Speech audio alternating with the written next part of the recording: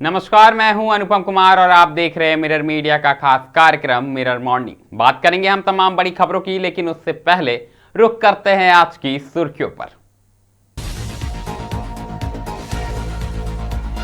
झारखंड में मौसम का येलो अलर्ट, बारिश, ओले और बिजली गिरने की चेतावनी।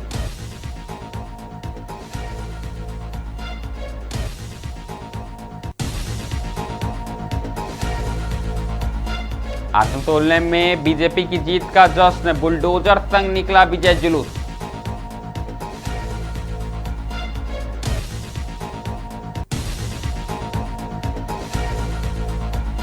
हार के बाद भी अडिग ममता, इस्तीफा से इनकार, नैतिक जीत का किया दावा।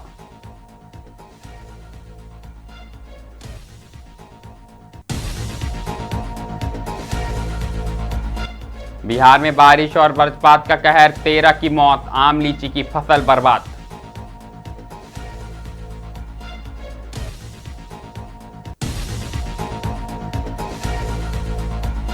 हजारीबाग में मेयर और नगर आयुक्त के बीच पावर को लेकर टकराव, आरोप प्रत्यारोप का सिलसिला जारी।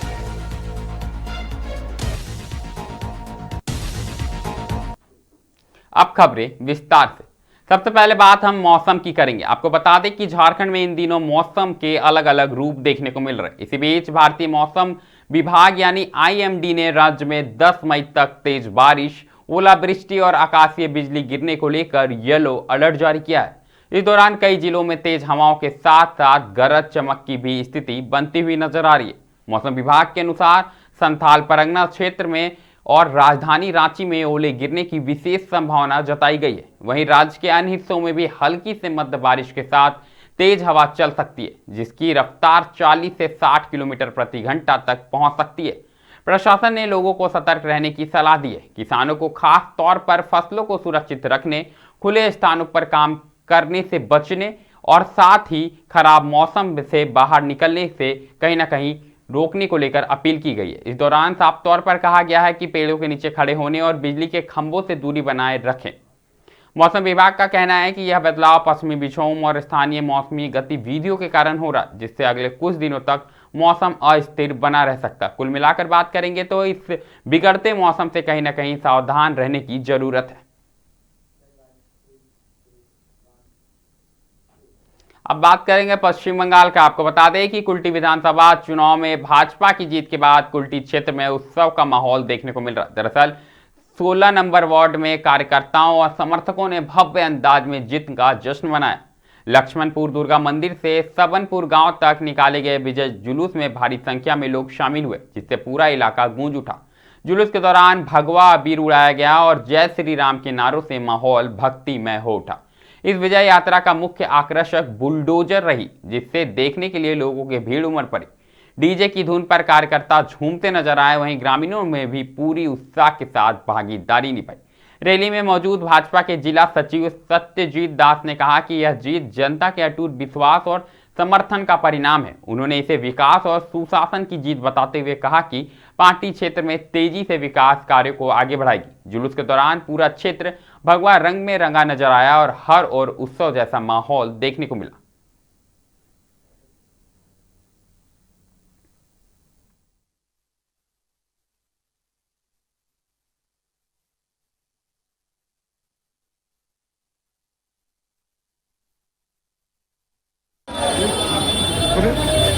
पश्चिम बंगाल की जनता का और कुल्टी की जनता का हार्दिक अभिनंदन करना चाहूँगा, उन्हें बधाई देना चाहूँगा। जिस संख्या में लोगों ने वोट डालकर भारतीय जनता पार्टी की सरकार बंगाल में बनाई है, माताओं बहनों को उसमें विशेष रूप से मैं धन्यवाद दूंगा। उन्होंने भारी संख्या में निकलकर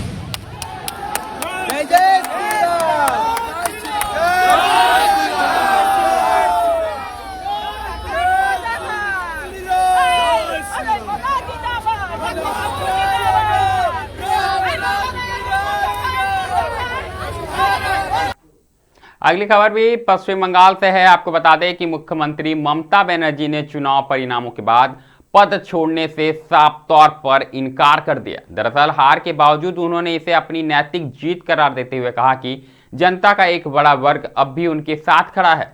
ममता बनर्जी ने आरोप लगाया कि चुनाव में उन्हें जबरन हराया गया और पूरी प्रक्रिया पर सवाल उठाए। उन्होंने कहा कि लोकतंत्र में जनादेश का सम्मान जरूरी है, लेकिन इसके साथ ही निष्पक्षता भी उतनी अहम है। टीएमसी प्रमुख ने संकेत दिया है कि वह राजनीतिक लड़ाई जारी रखेंगी और जनता के मुद्दों को लेकर संघर्ष करती रहेंगी। उनके इस रुख से राज्य की राजनीति एक बार फिर तनाव और टकराव की स्थिति बनती हुई साफ तौर पर नजर आ रही है। अभी सुने ममता बनर्जी ने क्या कुछ कहा।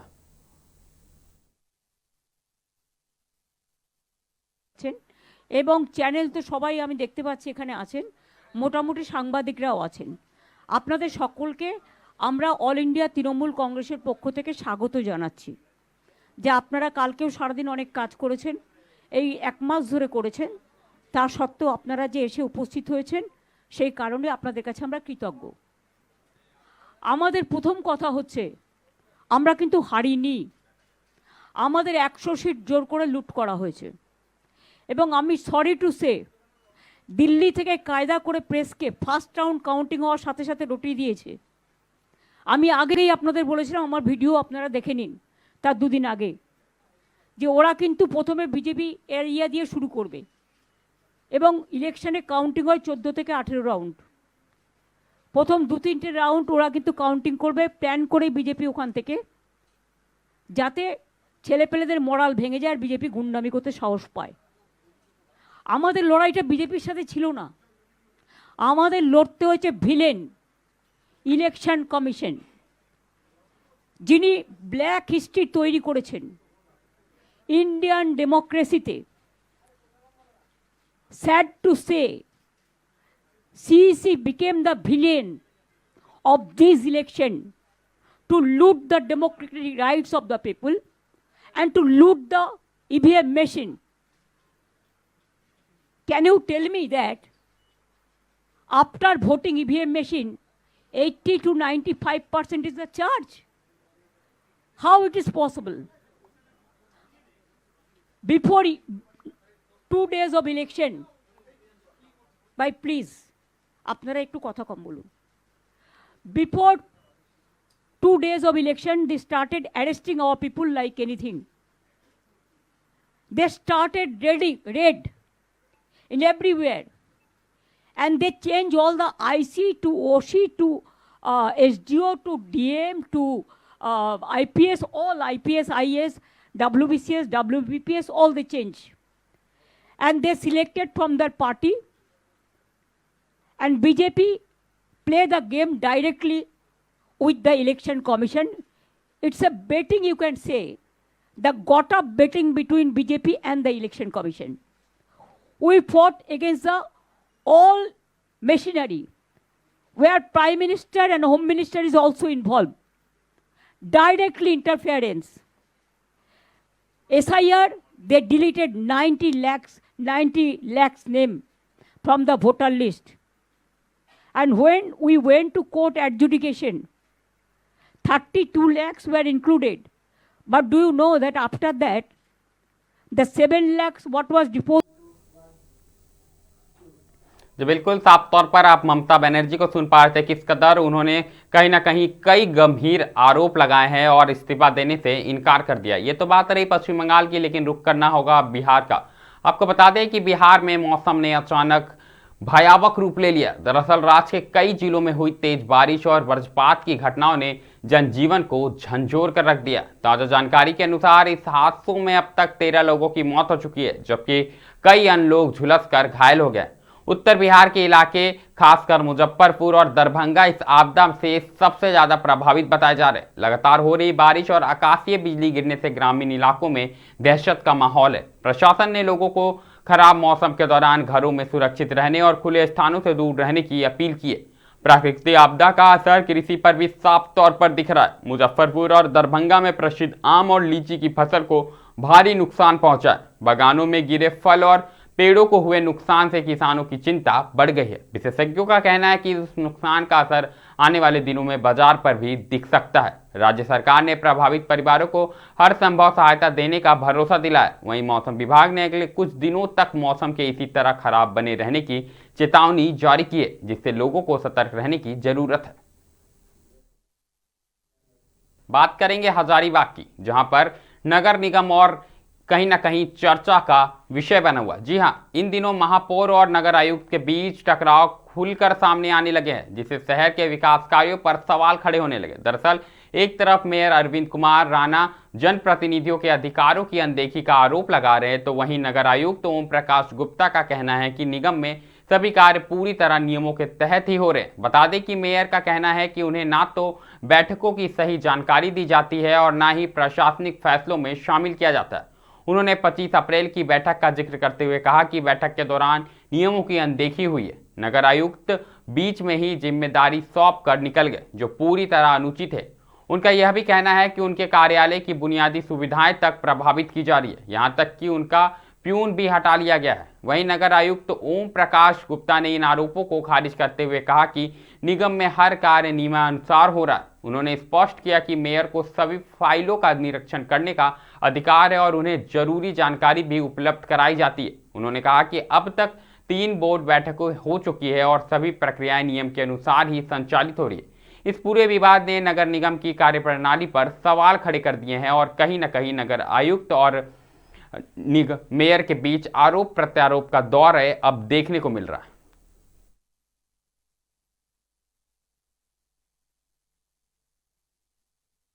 प्रांत के सभी जिलों में जाएंगे, वहां पर जो प्रोटोकॉल है उसके तहत सारी चीजें मिली। अब रांची जाएंगे, रांची में मेयर को 2 पीएस मिले हैं, एक सहायक मिला है। उनको गाड़ी है, ड्यूटी में गाड़ी है, लेकिन हजारीबाग पहला होगा जहां पे गाड़ी नहीं दिया गया है। गाड़ी तो छोड़िए, मेरा कोई पीएस नहीं है, मेरा कोई सहायक नहीं है, मेरा ऑफिस में कोई कंप्यूटर ऑपरेटर नहीं है, मेरा ऑफिस में कोई प्यून नहीं है, मेरा ऑफिस में मेरा ड्राफ्टिंग कौन करता है ऐसा पता नहीं है। और हम 14 दिन पहले एक चिट्ठी हाथ से लिख के दिए थे कुछ नियम के विरुद्ध में, वो आज तक चिट्ठी टाइप नहीं हुआ है। ये तानाशाह हमारे जो कमिश्नर हैं वो तानाशाह हो गए हैं। उन्हें एक्ट का बहुत ज्ञान है। मैंने कई बिंदु पर उनको कहा है कि जो चीज़ें आप एक्ट पे लिखिए, मैं वकील हूँ, मैं भी एडवोकेट हूँ, एक्ट का मुझे भी एक्ट का ज्ञान है, लेकिन ये किसी की बात नहीं मानते हैं। नियम संगत तरीके से जिनका भी कोई जो दायित्व मिला हुआ है, जो जिनकी शक्तियां हैं, जो कार्य है, उसका निष्पादन हो रहा है। जहाँ तक माननीय महापौर की बात है, बोर्ड का संचालन किया जाना है और बोर्ड का संचालन अच्छे तरीके से हुआ है। 3री बोर्ड की बैठक हुई, 4थी बोर्ड की बैठक होने वाली है। पहली बोर्ड की बैठक में शपथ ग्रहण का समारोह हुआ है। 4थी बैठक के बोर्ड के लिए प्रस्ताव भेजा गया है। मेयर साहब जैसे ही टाइम देंगे वो होगा। जो प्रस्ताव माननीय महापौर ने रखा है बोर्ड में, उसको शामिल किया गया लिस्ट ऑफ बिजनेस में। जो उनसे संबंधित फाइलें हैं उनके पास जा रही हैं और हर एक सेक्शन के लिए कंप्यूटर ऑपरेटर है, सहायक है, नोडल पदाधिकारी है, उनके पर्यवेक्षण के लिए सहायक नगर आयुक्त या उप नगर आयुक्त है, मेरे अंदर पर्यवेक्षण है। तो जो भी सेक्शन से संबंधित कार्य है वो माननीय महापौर दे रहे हैं, तो वो हो रहा है। वो अभाव, किसी तरीके का अभाव नहीं है। उनका कुछ निजी मंतव्य हो सकता है जिसमें मुझे प्रतिक्रिया देने की आवश्यकता महसूस नहीं होती। हजारीबाग के बाद बात करेंगे धनबाद की, जहां पर सक्रिय चाइल्ड लाइन्स और बाल कल्याण समिति CWC की मुस्तैदी से एक 12 वर्षीय मासूम का भविष्य अंधकार में जाने से बच गया। दरअसल 7 जनवरी को धनबाद रेलवे स्टेशन पर लावारिस हालत में मिली इस बच्ची की कहानी जब काउंसलिंग के जरिए सामने आई तो जांचकर्ताओं के भी होश उड़ गए। शुरुआती पूछताछ में बच्चा इतना डरा हुआ था कि वह अपना नाम पता बताने की स्थिति में भी नहीं था। CWC की सदस्य ममता अरोड़ा की देखरेख में हुई गहन काउंसलिंग और सोशल इन्वेस्टिगेशन और रिपोर्ट से यह खुलासा हुआ कि बच्चा असम के बरपेटा जिले का रहने वाला है। जांच में सबसे चौंकाने वाला तथ्य ये आया कि जिस चाचा पर सुरक्षा की जिम्मेदारी थी, उसी ने चंद पैसों के लालच में मासूम को किसी अनजान व्यक्ति के हाथों बेच दिया था। उस नरक से किसी तरह जान बचाकर भागते हुए बच्चा गुवाहाटी स्टेशन पहुंचा और वहां से लंबे समय तक रहने के बाद भटकते हुए धनबाद आ गया। फिलहाल बच्चा धनबाद CWC की सुरक्षित निगरानी में। ममता अरोड़ा ने बताया कि बच्चे की गृह जिले बरपेटा की बाल कल्याण समिति से संपर्क साधा जा चुका है। सभी कानूनी और कागजी औपचारिकताएं पूरी कर ली गई हैं। अब बस असम के अधिकारियों के साथ समन्वय कर उसे सुरक्षित घर भेजने की तैयारी की जा रही है।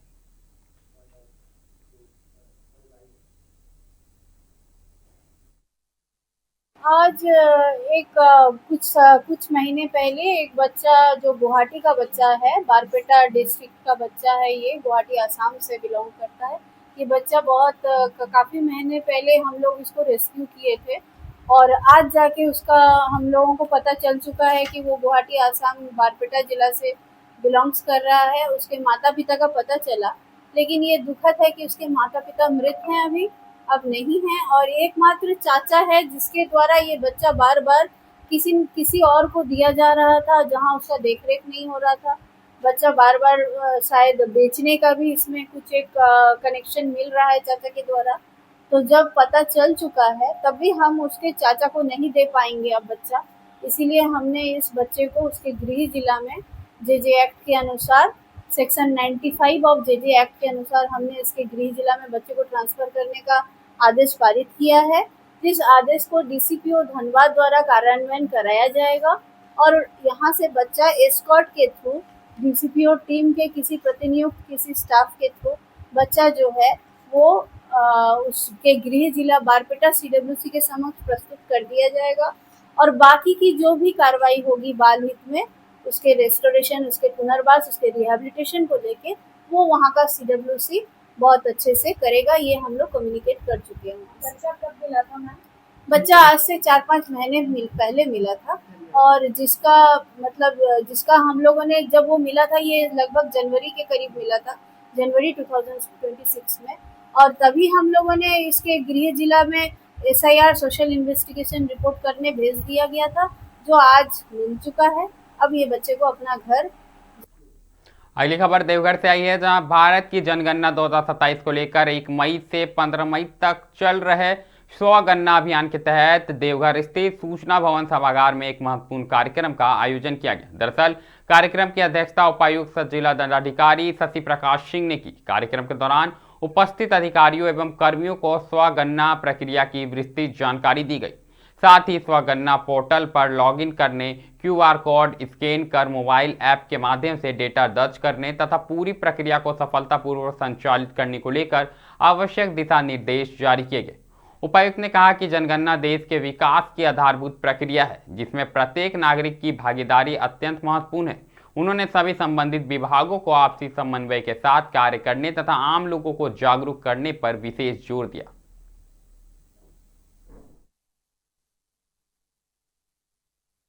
1 तारीख से जो है सेल्फ एन्यूमरेशन जो है सेंसस के तहत में चल रहा है।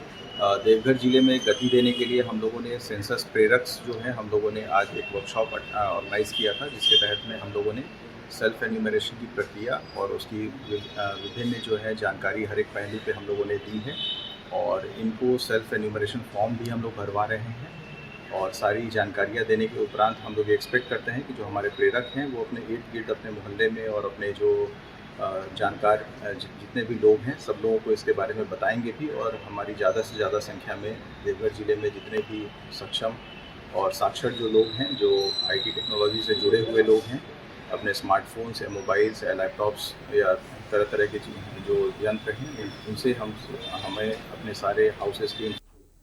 रुक एक बार फिर हजारीबाग का करेंगे, जहां एक प्राइवेट नर्सिंग होम में कथित गलत उपचार के बाद 22 वर्षीय गर्भवती महिला की मौत का मामला सामने आया। मृतिका की पहचान सपना कुमारी के रूप में हुई है, जो 4 महीने की गर्भवती थी। मृतिका के परिजनों ने बताया कि पेट में दर्द की शिकायत होने पर सपना सदर अस्पताल इलाज करने के लिए पहुंची थी। इस दौरान एक दलाल के बहकावे में आकर उसे शहर के यूनिक नर्सिंग होम ले जाया गया। वहां अल्ट्रासाउंड के बाद उसे एक सुई दी गई। सुई लगने के कुछ समय बाद वह अपने गांव इचाक बरका खुर्द लौट गई। घर पहुंचने के बाद उसकी तबीयत बिगड़ने लगी। मंगलवार परिजनों ने उसे दोबारा उसी नर्सिंग होम ले जाकर पहुंचाया, जहां बिना समुचित जांच के अस्पताल प्रबंधक ने शरीर में खून की कमी बताकर उसे आरोग्यम अस्पताल रेफर कर दिया।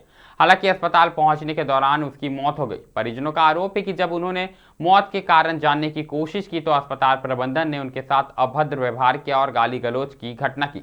घटना से आक्रोशित परिजनों और ग्रामीणों ने न्याय की मांग को लेकर हजारीबाग के मुख्य चौक अंबेडकर चौक को जाम कर दिया और जिला प्रशासन से उचित कार्रवाई की मांग करने लगे।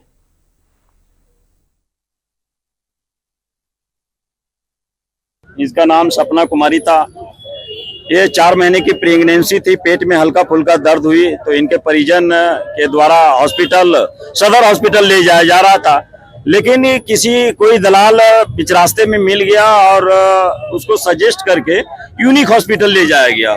जहां इनका इलाज हुआ वहां कोई डॉक्टर नहीं थी। डॉक्टर ने इलाज की इलाज करने के बाद 1 या 2 इंजेक्शन इसको दिया गया और वहां से इसको रिलीज कर दिया, इलाज करके वहां से रिलीज कर दिया गया। जैसे ही घर जाती है तो पल पल इसका स्थिति खराब होते चला गया और जब खराब होते चला गया तो रात भर किसी तरह से परिजन घर पर रखा।